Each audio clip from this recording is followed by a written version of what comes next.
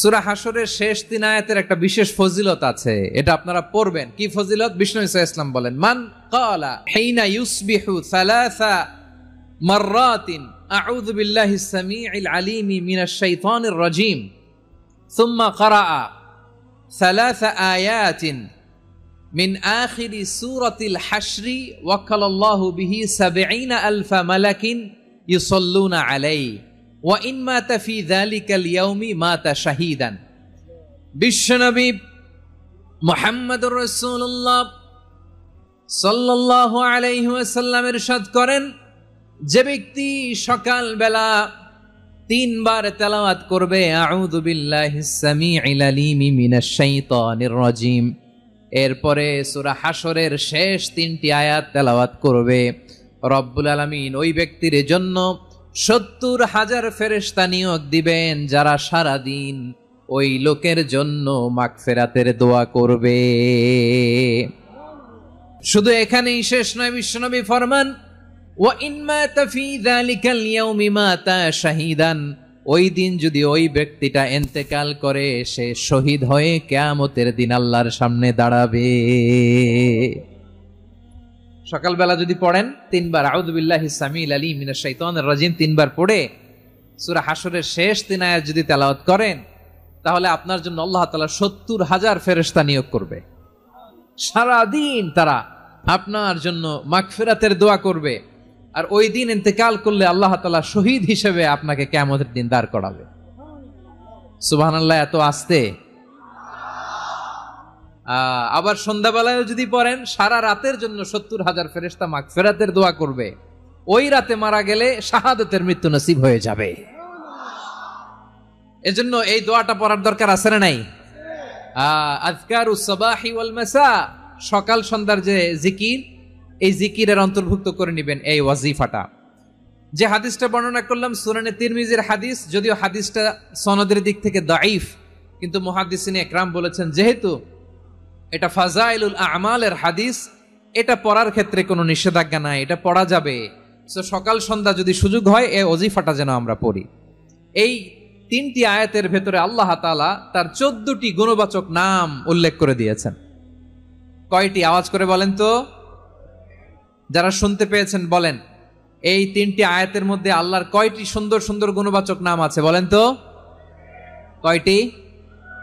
সবাই বলেন, কয়টি? আল্লাহর অনেক সুন্দর সুন্দর নাম আছে। আমাদের উচিত এই নামগুলো দিয়ে আল্লাহকে ডাকা। আল্লাহ তাআলার আসল নাম হচ্ছে আল্লাহ। আওয়াজ করে আল্লাহর একটা ডাক দেন, বলেন আল্লাহ। মন থেকে, হৃদয়ের গহীন থেকে, হৃদয় নিংড়ানো মনের সবটুকুন ভালোবাসাকে উজাড় করে দিয়ে আল্লাহর নামটা জপেন তো, পড়েন তো আল্লাহ। কেমন লাগে? ভালো লাগে? এর চেয়ে সুন্দর মধুমাখা নাম, জাদুমাখা নাম আর আছে? 2-1 বলছে নাই। আওয়াজ করে বলেন, এর চেয়ে সুন্দর নাম আর আছে? আল্লাহু নাম যতই জপি ততই মধুর লাগে, নামে এত জাদু থাকে কে জানি তো আগে। আল্লাহু নাম যতই জপি, ও নাম জপে প্রিয়তম, ও নাম জপে মজনু সম, ওই নামে পাপিয়া গাহে হৃদয়ে গোলাপে বাগে। আল্লাহু নাম যতই জপি, আল্লাহু আকবার। এত মধুর নাম আর দ্বিতীয়টা নাই, যতই জপি ততই ভাল লাগে, ঠিক কিনা বলেন? এজন্য রব্বুল আলামিন বলেন, ওয়ালিল্লাহিল আসমাউল হুসনা ফাদউহু বিহা ওয়া যারুল্লাযীনা ইউলহিদুনা ফি আসমাইহি সায়ুজজাউনা মা কানু ইয়ামালুন।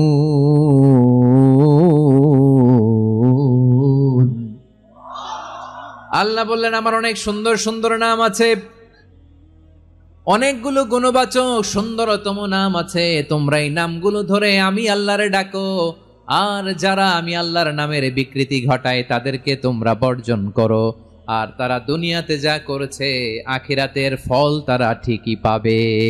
সুবহানাল্লাহ বলেন। আল্লাহর অনেক সুন্দর সুন্দর নাম আছে, এগুলো ধরে ডাকতে বলা হয়েছে। আর যারা আল্লাহর নামের বিকৃতি করে তাদেরকে বর্জন করতে বলা হয়েছে। আপনি আল্লাহর নামের জিকির যখন করবেন, আপনি আমার আল্লাহর নামের বিকৃতি করতে পারবেন? বারোয়াখালীর ভাইয়েরা বুঝে থাকলে আওয়াজ দেন, আল্লাহর নামের বিকৃতি করা যাবে? আপনি যখন জিকির করবেন স্পষ্ট শব্দে আল্লাহর নামটা বোঝা যেতে হবে।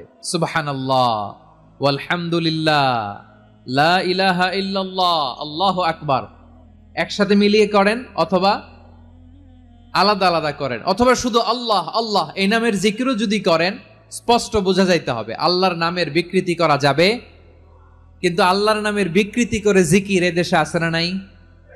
আছে। দেখবেন জিকিরের মধ্যে হুই হুই হুই হুই হুই এরকম করতেছে, আছে না নাই?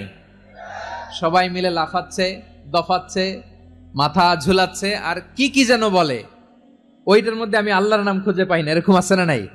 হ্যাঁ, হই হই করে কিম্ভূত কিমাকার অদ্ভুত আওয়াজ করে তারা জিকির করে, সেখানে আল্লাহর নাম নাই। এই জিকির আল্লাহর কাছে গ্রহণযোগ্য হবে? আল্লাহ বলেন ওয়াযারুল্লাযীনা ইউলহিদুনা ফি আসমাইহি, খবরদার আমার নামের যারা বিকৃতি ঘটায় তাদেরকে তোমরা বর্জন করো। এজন্য জিকির যখন করব সুস্পষ্ট ভাবে আল্লাহ তাআলার নাম সেখানে থাকতে হবে, ঠিক কিনা বলেন?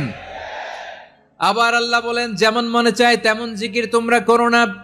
ফাযকুরুল্লাহা কামা আল্লামাকুম মা লাম তাকুনু তা'লামুন, তোমরা জানতে না, আল্লাহ তোমাদের জানিয়েছেন কেমন করে আল্লাহর নামের জিকির করতে হয়, যেমন আল্লাহ শিখিয়েছেন তেমন করে আল্লাহরে ডাকো, ঠিক কিনা বলেন? আল্লাহ তাআলা যেমন শিখিয়েছেন তেমন ভাবে আল্লাহ তাআলাকে ডাকতে হবে, ঠিক ওই পদ্ধতিতে আল্লাহ তাআলার নাম জপতে হবে। কোন পদ্ধতিতে সেটাও আল্লাহ বলে দিচ্ছেন।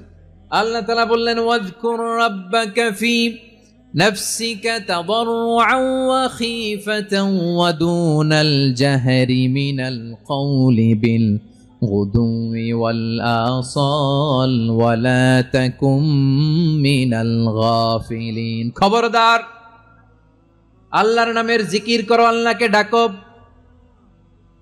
ফি নাফসিকা মনে মনে, তাদাররুআন সবিনয়ে, খীফাতান ভীত বিহবল চিত্তে, দুনাল জাহারি মিনাল কওল অনুচ্চ স্বরে অনুচ্চ আওয়াজে। এভাবে আল্লাহর ডাকলে সেই ডাকা কবুল করে নিবে কে? তাহলে আল্লাহকে জপতে হবে মনে মনে, সবিনয়ে, ভীত বিহবল চিত্তে, অনুচ্চ স্বরে, এভাবে জিকির করতে হবে। বিষ্ণু ইসলাম এবং বিশ্বনবীর সাহাবারা ঠিক এই পদ্ধতিতে আল্লাহ তাআলাকে ডাকতেন। তাহলে এই যে আল্লাহ তাআলার সুন্দর সুন্দর নামগুলো আছে, এগুলো ধরে আমরা আল্লাহ তাআলার জিকির করব, তার প্রশংসা করব, তার পবিত্রতা বর্ণনা করব, তাহলে খুশি হবেন কে? বিষ্ণু ইসলাম বলেন আশ-শাইতানু জাসিম আলা কলবি ইবনে আদম, শয়তান বনি আদমের কলবের মধ্যে এরকম খামচি মেরে বসে থাকে। খামচি বোঝেন তো? শয়তান বনি আদমের হৃদয়ে কলবে খামচি মেরে বসে থাকে। ফাইদা যাকারাল্লাহ খানাসা, যখন মানুষ আল্লাহর জিকির করে শয়তান দৌড়ে পালায়। ওয়া ইদা গাফালা ওয়াসওয়াসা, আর মানুষ যখন অমনোযোগী হয়, গাফিল হয়, শয়তান আবার টেম্পটেশন দেয়, আবার ধোঁকা দেয়, আবার ওয়াসওয়াসা দেয়।